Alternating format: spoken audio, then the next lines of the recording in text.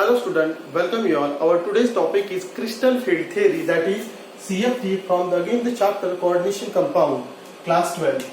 So crystal field theory or CFT proposed by Bethe in the year of 1929. So to study the bonding in ionic crystal.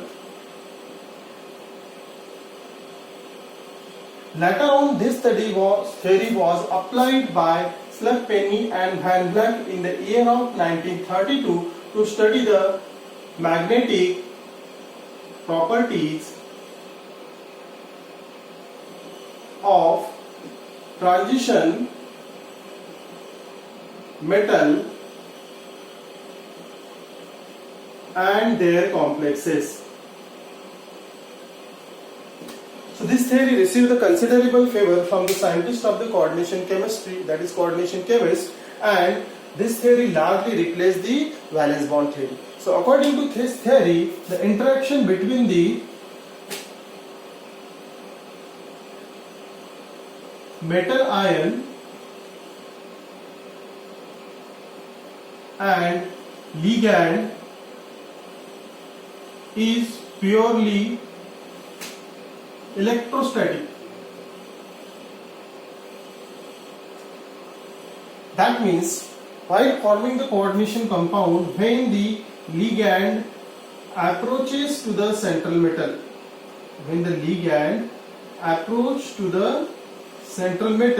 so there is an interaction between the d orbital electron of the central metal and the lone pair electron of the ligand. So what are the d orbitals? So there are 5 d orbitals.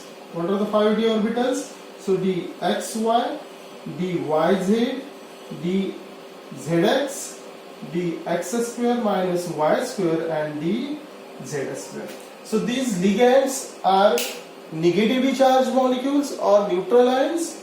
Both the ligands and central metal are having the point charges and the interaction is purely electrostatic. These are some of the features of this theory.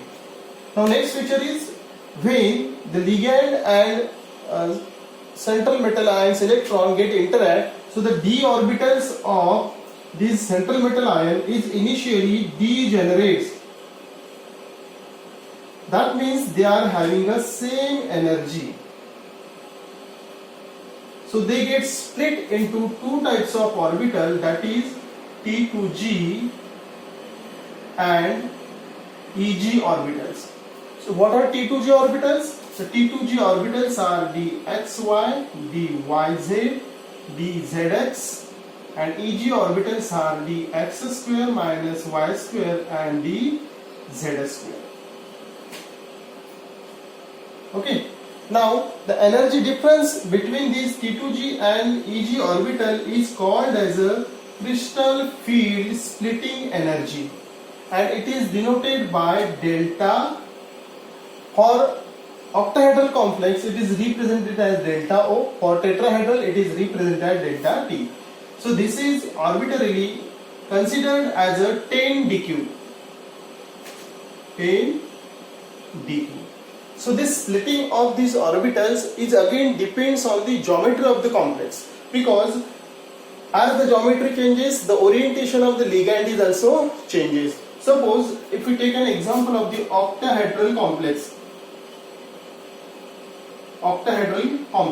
So in octahedral complex, the ligand approach to the central metal along the axis.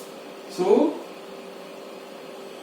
along the axis. So ligand approach to the central metal along the axis. That's why the lobes of these EG orbitals lie along the axis. So the splitting pattern is like this in octahedral complex. So T2G orbitals. What are the T2G orbitals? So 3 T2G orbital, dxy, dyz, dzx. So these are T2G orbitals. They are having lower energy, and the EG orbitals. What are EG orbitals? dx square minus y square and dz square. These are the EG orbitals which are having higher energy, because the lobes of EG orbitals lie along the axis, and in octahedral complex, ligand approach the central metal along the axis. There is a large interaction between these EG orbitals and these we can see ligand electrons. So that's why there is an energy difference, large energy difference. So EG having a higher energy. So this energy difference in octahedral complex is represented as here minus 0.4 delta O and here 0.6 delta O. Okay, so this is a splitting pattern in octahedral complex. While in tetrahedral complex, so in tetrahedral complex, ligand approach in between the axis.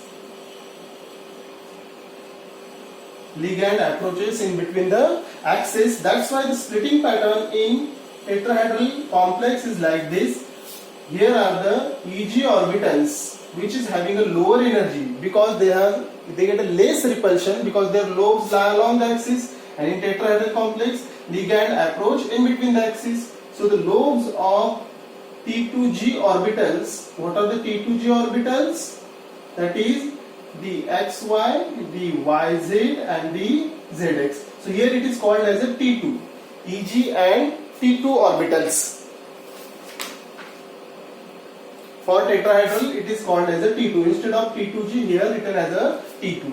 So these orbitals and the x square minus y square and the z square.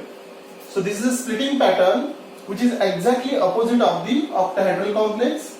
So here minus 0.6 delta O and 0.4 delta O.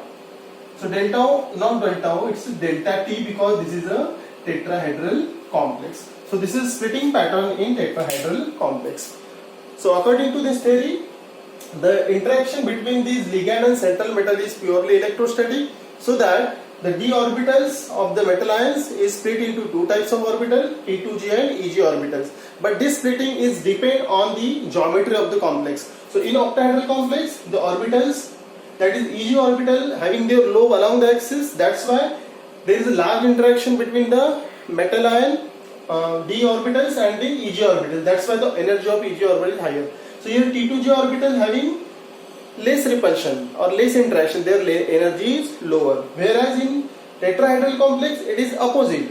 The lobes of these dxy, dyz and zx orbitals are in between the axis, but in tetrahedral complex ligand approaches in between the axis. So that's why there is a large repulsion interaction between these. The energy of these T2 orbitals are increases, whereas the EG orbitals are decreases. So this is all about crystal field theory and its silent feature. So thank you.